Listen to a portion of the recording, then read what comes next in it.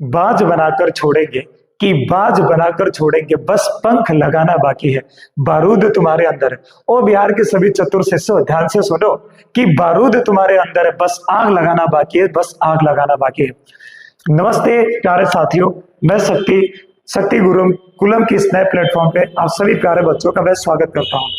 आज क्लास 10वीं की गणित शुरू करेंगे और दूसरा अध्याय होगा जिसका नाम होगा बाबू बहुपद। देख सकते हो, ठीक है।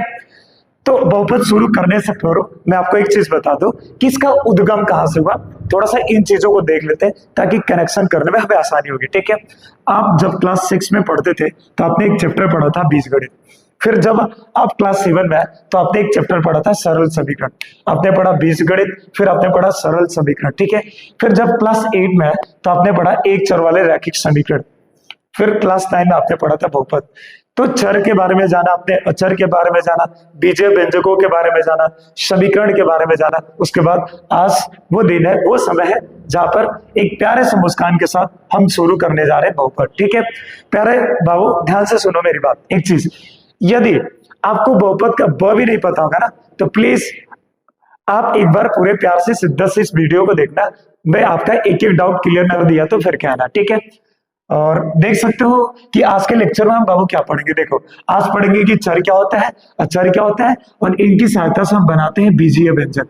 क्या बनाते हैं? बीजीय व्यंजक बनाते हैं। क्लियर? बीजीय व्यंजक बनाते हैं, ठीक है। उसके बाद जानेंगे कि बहुपद क्या होता है, तत्पश्चात हम आएंगे बहुपद के प्रकार पे, ठीक है। तो आइए फटाफट वीडियो को स्टार्ट करते हैं। अपन पहले ये समझते हैं, गणित में हम दो राशियों की चर्चा करेंगे, ठीक है। एक है चर और दूसरा है अचर। अच्छा, चर अचर समझे उससे पूर्व और थोड़ा सा दो एग्जांपल मजे से समझते हैं। जैसे मैंने यहाँ पर लिखा है राम x घंटे पढ़ता है, और एक दूसरा सेंटेंस लिखा है राम 5 घंटे पढ़ता है। आप सभी से पहला क्वेश्चन बताओ, इन दोनों में फिक्स कौन सा है। तो आप जाहिर सी बात बोलेंगे सर राम 5 घंटे पढ़ता है, फिक्स है, राम 5 घंटे ही पढ़ता है, एकदम फिक्स है। लेकिन जबकि ये सेंटेंस देखो, राम x घंटे पढ़ता है, नहीं पता है सर जी, बिल्कुल नहीं पता है। x घंटे का मतलब हो सकता है बाबू 1 घंटा पढ़ता हो रहा, हो सकता है x के जगह पर 2 आ जाए, हो सकता है 3 आ जाए, हो सकता है 4 आ जाए। यानी कि यहाँ पर x का मान बदल रहा है। क्या हो रहा है? बदल रहा है। जबकि यहाँ पर देखो राम 5 घंटे पढ़ते, एकदम फिक्स। क्लियर? तो देखो, जिसका मान बदल रहा है इसे बोलेंगे चर, और जो फिक्स है यानी कि जो नहीं बदल रहा है वो अचर है। जैसे 10 रुपए की नोट है तो 10 रुपए के ही नोट है, वो अचर है। क्लियर? तो बाबू देखो अब आता है डिफिनीशन पे। ये चर को समझते हैं, वह राशि जिसका मान बदलता है उसे चर कहते हैं। और चर को अंग्रेजी वर्णमाला के छोटे लेटर से दर्शाया जाता है। जैसा कि मैंने लिखा है कि चर को प्राय अंग्रेजी वर्णमाला के छोटे स्मॉल लेटर से प्रदर्शित करते हैं। चर को दिखाते हैं अल्फाबेट से ABCDEFGHIJK डॉट डॉट डॉट, ठीक है बाबू। अब समझते हैं अचर। तो वह राशि जिसका मान नहीं बदलता है उसे बोलते हैं अचर। और अचर को किससे प्रदर्शित करते हैं? तो गिनती की संख्याओं से करते हैं। ये आपका एग्जाम्पल हो गया। क्लियर? यहाँ पर फिर से देख लो, राम x घंटे पढ़ता है तो x क्या है? चर है जिसका मान बदल रहा है। देखो बदल रहा है, इसका मान क्या होता है? बदलता है। और ये देखो राम 5 घंटे पढ़ता है, फिक्स है ना, 5 घंटे ही पढ़ता है राम, फिक्स है, यानी कि वो बदल नहीं रहा है, यानी कि ये हो गया अचर। क्लियर है? थोड़ा सा धैर्य रखो, देखना बहुपद को पूरा हम लोग ना पोस्टमार्टम कर देंगे पूरा, बस वीडियो के साथ आप बने रहिए। देखो आपने समझा चर, आपने समझा अचर, अब बारी है बीजीय व्यंजक की, ठीक है। तो आप देख सकते हो यहाँ पे कि जब हम चर और अचर को जोड़ते हैं, चर और अचर को घटाते हैं, चर और अचर को गुणा करते हैं और चर अचर का भाग करते हैं, तो बाबू इनका होता है संयोग। क्या होता है? संयोग होता है। संयोग से बनता है एक पद। क्या बनता है बाबू? पद बनता है। जैसे बहुत सारे बच्चे एक साथ मिलजुल जाते हैं तो एक समूह बन जाता है, ठीक उसी प्रकार ये सब मिल जाते हैं तो इनका संयोग होता है, तो संयोग से बनता है एक पद, और उसी पद को बोलते हैं हम लोग बीजीय व्यंजक। क्या बोलते हैं? बीजीय व्यंजक। वापस एक बार सुनोगे, देखो चर और अचर के योग, अंतर, गुणन, भाग के संयोग से बने पद को बीजीय व्यंजक बोलते हैं। क्लियर? बहुत से। अब देखो बीजीय व्यंजक का मैं एग्जाम्पल इधर लिख देता हूँ, ठीक है, बहुत शानदार तरीके से। देखो चर अचर का योग, तो ये देखो x क्या है? वो x चर प्लस मैंने लिख दिया 5, तो x प्लस 5 ही है बीजीय व्यंजक, बन गया। अभी तो बोला कि चर अचर के योग के संयोग से एक पद बनेगा और वही पद क्या कहलाता है? बीजीय व्यंजक। तो एक ना बीजीय व्यंजक का एग्जाम्पल हो गया, ठीक है। एक और एग्जाम्पल लिखते हैं, चर और अचर का अंतर, ठीक है बाबू। चर मैंने ले लिया चलो y, और मैंने ले लिया माइनस का 2, तो ये चर और ये क्या है, अचर। तो चर और अचर का अंतर से एक पद बना और उसी पद को क्या बोल देंगे, बीजीय व्यंजक। बहुत सही। एक और ले लेते हैं, चर और अचर को गुणा करके देख लेते हैं। चर, चलो मैंने इस बार ले लिया जेड ले लिया, और जेड को ना मैं 3 से गुणा कर देता हूं, तो हम गुणा करेंगे तो ये बनेगा 3z। क्या बनेगा बाबू, 3z। अब ये 3z क्या है, तो ये बीजीय व्यंजक है। क्लियर है, बहुत सही। उसके बाद देखो चर और अचर का भाग करेंगे, तो चलो मैं ले लिया x और बट्टे में ले लिया 2, तो चलो मैं ऐसे लिख करके दिखा देता हूँ। x को मैंने 2 से भाग कर दिया, तो ये ऐसे बनेगा x बट्टे 2, तो ये भी एक प्रकार का क्या है, बीजीय व्यंजक है। क्लियर है, तो आपने समझा बीजीय व्यंजक क्या होता है। बहुत बीजीय व्यंजक समझने के बाद एक बार बार एक शब्द आ रहा है, पद। तो बाबू सबसे पहले समझते हैं ये बीजगणितीय पद क्या होता है। क्लियर है, आप देखो चर को और अचर को, चर जिसका मान बदलता है, अचर जिसका मान नहीं बदलता है, तो चर को और अचर को जब गुणा करते हैं तो गुणनफल प्राप्त होता है, और उसी गुणनफल को बोलते हैं बीजगणितीय पद। जैसा कि मैंने लिखा, शॉर्ट में भी लिखते हैं कि चर को और अचर को जब गुणा करेंगे तो एक पद बनता है जिसका नाम है बाबू बीजगणितीय पद। और एक एग्जांपल से क्लियर कर देते हैं। देखो जैसे चर में मैंने ले लिया x और अचर में ले लिया 5, तो 5 को x से गुणा करेंगे तो क्या बनेगा, 5x बनेगा। और ये 5x क्या है, यही तो है क्या, बीजगणितीय पद। और भी एग्जांपल ले लेते हैं। सर माइनस वाई को ना हम 2 से गुणा कर देते हैं, तो बाबू ई का बनेगा, ई का बनेगा, ई बनेगा 2 को माइनस वाई से गुणा कर दोगे तो माइनस का 2 है। समझे ओ बिहार के लल्ला, अभी रुको अभी तो शुरुआत हुआ है। बाबू बीजगणितीय पद समझने के बाद अब समझेंगे हम लोग गुणांक के बारे में। ठीक है, एक एक करके मैं सीरीज में लेके चल रहा हूँ, यकीन रखो पूरे वीडियो को ध्यान से देखो, फिर देखो कैसे धमाल मचाते हो। ठीक है, अच्छा आपने समझा बीजगणितीय पद, तो बीजगणितीय पद आपने समझा कि चर को अचर को गुणा करते हैं तो उनके गुणनफल से एक पद बनता है जिसका नाम क्या है, वो बीजगणितीय पद। जैसे कि हमने 2 को y से गुणा कर दिया तो क्या बना, 2y। तो यहाँ पर एक चीज समझो, कभी कभी ना आपसे ये जानना जरूरी है और भी लेता है पेपर में, यहाँ पे y का गुणांक क्या दिख रहा है। सर ये गुणांक, तो लीजिए गुणांक समझते हैं पहले होता क्या है। किसी पद में, और आपने समझा कि ये एक प्रकार का पद है, क्योंकि पद मैं समझा चुका हूं कि चर और अचर को जोड़ते हैं, घटाते हैं, गुणा करते हैं, भाग करते हैं, तो उनका संयोग से पद बनता है। तो यहाँ पे देख सकते हो कि ये क्या है बाबू, ये एक पद है। ठीक है, तो किसी पद में गुणा की जाने वाली राशि को पद का गुणांक कहते हैं। किसी भी पद में गुणा की जाने वाली राशि को क्या बोलते हैं, पद का गुणांक कहते हैं। जैसे आप यहाँ पे एग्जाम्पल देखिए, आपने देखा -4x² में x² का गुणांक क्या होगा, तो x² के साथ आपको क्या दिख रहा है, सर 4, नहीं 4 नहीं, -4। बहुत सही, साइन के साथ में लिख, माइनस का 4 दिख रहा है। क्लियर है बाबू। और नीचे देखना ये 2y² में y² का गुणांक क्या है, तो y² के साथ में 2 है, तो इसका आंसर हो गया 2, y² का गुणांक हो गया 2। और फाइनली हम लोग आ चुके हैं बहुपद पे, जो चैप्टर का नाम होगा। तो बड़े इंटरेस्टिंग तरीके से आप समझोगे बहुपद क्या होता है, और समझने के बाद जैसे ये बबुआ डांस कर रहा है ना, वैसे ही आप भी डांस करोगे। चलो कोई ना, इधर समझते फिर फटाफट। बाबू बहुपद बाद में समझेंगे, सबसे पहले आप समझोगे ये पूर्ण संख्या के बारे में। पूर्ण संख्या क्या होता है, जिसे इंग्लिश में हम लोग होल नंबर बोलते हैं। 0 से शुरू होने वाली गिनती की संख्या को पूर्ण संख्या कहते हैं। क्लियर है, इस पे PhD कर रहे हैं, नहीं सिर्फ इतना ध्यान रखिए कि 0 1 2 3 4 5 6 7 8 9 10 डॉट इनफाइनाइट क्या है, पूर्ण संख्या। क्लियर, चलिए अब समझते हैं बहुपद क्या है। तो बहुपद एक विशेष प्रकार का बीजीय व्यंजक है। कौन से विशेष प्रकार का बीजीय व्यंजक है, एक बहुत ही विशेष प्रकार के बीजीय व्यंजक को बहुपद कहते हैं। सर जी जो अभी आपने और हमने कुछ देर पहले सीखा कि चर अचर को जोड़ते हैं, घटाते हैं, गुणा करते हैं, भाग करते हैं, उनका संयोग होता है, संयोग से बनता है पद, और पद ही कहलाता है बीजीय व्यंजक। तो ध्यान से दीजिए, ये जो बीजीय व्यंजक है ना, तो एक विशेष प्रकार का बीजीय व्यंजक ही बहुपद होता है। बाबू अब इधर आते हैं, देखो कौन से विशेष प्रकार का, जिन बीजीय व्यंजकों के चर का प्रत्येक घातांक, चर का प्रत्येक घात एक पूर्ण संख्या हो, क्या हो, पूर्ण संख्या हो, उसी बीजीय व्यंजक को हम लोग बोलते हैं बहुपद। आपको बहुपद बचाना है, सिर्फ एक काम करना है, क्या कि आपको सिर्फ देखना है चर क्या है और चर की घातें चेक कर रही है पूर्ण संख्या है कि नहीं है, और पूर्ण संख्या होगा तो फाइनली वो बहुपद है। क्लियर है, जैसे मैंने कुछ एग्जांपल लिखा है नीचे, इनको चेक करते ये बहुपद है। सिर्फ आप पकड़ोगे चर को। किसको पकड़ना है? चर को। यहां पर देखो, एक यहां पर चर दिख रहा है x, एक यहां पर चर दिख रहा है x।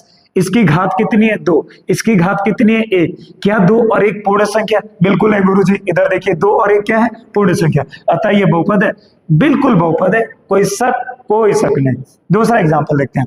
इसमें भी आप चर देखिए, ये x है, दिख रहा है सर जी, यहाँ पे भी x है, ठीक है।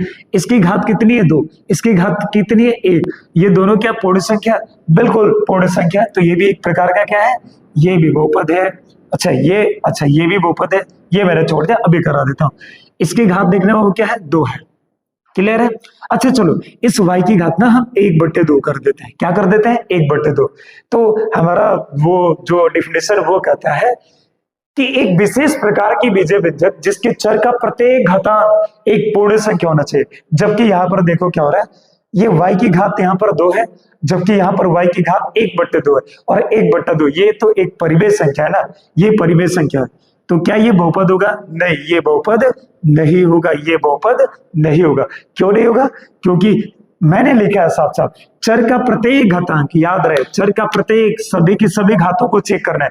जितने भी चर आ रहे हैं उन चर के सभी घातों को चेक करना है। और चेक क्या करना है? कि वो पूर्ण संख्या है कि नहीं है। यदि पूर्ण संख्या है तो बहुपद है, नहीं तो बहुपद नहीं है। तो इसे चेक करते हैं। वो एग्जांपल नंबर 4, यहाँ पर देखो चर क्या है? y है। इधर चर क्या है? y। इनकी घातों को देखो, इसकी घात 2 है, इसकी घात 1 है, और ये दोनों के दोनों पूर्ण संख्या होता है, ये भी बहुपद है। आइए कुछ क्वेश्चन करते हैं ताकि आपको और अच्छे से क्लियर हो जाए बहुपद क्या होता है। तो कुछ क्वेश्चन आपके सामने, अब फटाफट चेक करते हैं कौन सा बहुपद होगा और कौन सा बहुपद नहीं होगा। ठीक है, बस याद रहे, चर का प्रत्येक घातांक एक पूर्ण संख्या होना चाहिए, वही बहुपद होगा, बाकी केस में बहुपद नहीं होगा। तो पहला क्वेश्चन देखने बाबू, p-1 क्या ये बहुपद है? बिल्कुल है सर। इसका आंसर लिखेंगे हाँ, ये बहुपद है। यस, ये बहुपद है। क्यों है? क्योंकि यहाँ पे चर है p और p की घात कितनी दिख रही है? कुछ नहीं दिख रहा, तो वह तो है ना, जिसका कोई नहीं उसका 1, क्योंकि सबका मालिक 1। तो इसकी घात कितनी दिख रही है? 1। और 1 पूर्ण संख्या होता है, ये बहुपद है, ये बहुपद है। ठीक है, क्या ये बहुपद है? क्लास 9 में आपने घातांक नियम पढ़ा। हम देखो बाबू, x को x लिख देंगे प्लस ये, और इसको ऐसे लिख देते हैं 1/x की घात कितनी है? 1 है।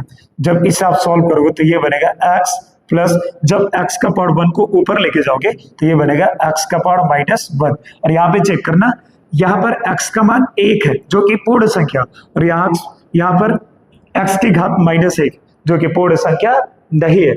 तो क्या ये बहुपद होगा? नहीं, क्योंकि चरों का प्रत्येक घातांक पूर्ण संख्या होनी चाहिए। यहाँ तो पूर्ण संख्या है लेकिन यहाँ पूर्ण संख्या नहीं है, अतः ये बहुपद नहीं है, ये बहुपद नहीं है, ये बहुपद नहीं है। क्लियर है? ठीक है, इसे बताना है क्या ये बहुपद है। सर देख रहा है चर y, यहाँ पे भी y, इसकी घात 2 है जो कि एक पूर्ण संख्या, और इसकी घात है 1/2 जो कि पूर्ण संख्या नहीं है, क्यों? वो परिमेय संख्या है। तो चरों का प्रत्येक घातांक पूर्ण संख्या होना चाहिए, तब जाके बहुपद होगा। तो क्या ये बहुपद है? बोलोगे नहीं गुरुजी, ये बहुपद नहीं है, क्योंकि चर की घात 1/2 है और जो कि एक परिमेय संख्या, अतः ये बहुपद नहीं है। इसे चेक करते हैं, क्या ये बहुपद है? साफ साफ दिख रहा है, चर है y की घात है -3 और -3 पूर्ण संख्या नहीं है, अतः ये बहुपद नहीं है, ये बहुपद नहीं है। थोड़ा इसको देख लेना, चर है x, इधर भी x है, इधर भी x, इनकी घातों को चेक करते हैं। इसकी घात 3 पूर्ण संख्या है? बिल्कुल है। इसकी घात 2 पूर्ण संख्या है? बिल्कुल है। इसकी घात 1, क्या ये पूर्ण संख्या है? यानी कि सभी की सभी घातें कितनी है? कौन सी है? पूर्ण संख्या, अतः ये बहुपद है? बिल्कुल है। हाँ सर, ये बहुपद है। बहुत सही। अब चलते इधर क्वेश्चन कर लेते हैं। ये चर है बाबू x, इधर भी x है, इसकी घात 2 है, इसकी घात 1 है, और दोनों के दोनों क्या है? पूर्ण संख्या, अतः ये भी क्या है? बहुपद है। ये भी बहुपद है। मैं यस कर देता हूँ, थोड़ा सा हिंदी कर लिया, थोड़ा सा इंग्लिश कर लेते हैं, क्या कोई दिक्कत? चलो गुस्सा ना करो, नहीं ही लिख देता हूँ। अरे हाँ, ये बहुपद है। आपके चक्कर में हम कहाँ से कहाँ चले जाते हैं, कोई ना, चलो इधर आ जाओ। क्या ये बहुपद है? इसे चेक करो। सर ये तो दिख रहा है x, इसकी घात 1 है, और वो क्या है?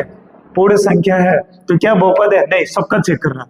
अच्छा, √x का मतलब हुआ, √x का मतलब हुआ x का पावर 1/2, तो क्या ये बहुपद होगा? नहीं होगा।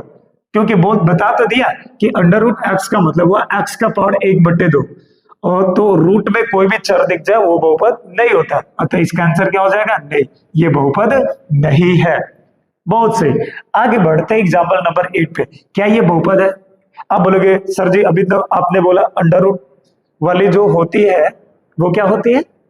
बहुपद नहीं होती, लेकिन मैंने सिर्फ ये बोला कि यदि अंडर रूट में चर दिख जाए वो बहुपद नहीं होता है, अचर दिख जाए चलेगा। जैसा कि एग्जांपल देख सकते हो, ये x का पावर 3 x का पावर 2, यहाँ पर दो ही चर है, एक ही चर है, एक यहाँ पर एक चर दिख रहा है, यहाँ पर एक चर दिख रहा है, अलग अलग घातों वाला। वैसे चर तो एक ही है x, लेकिन अलग अलग घात के लिए दो बार इसको हमने लिखा है।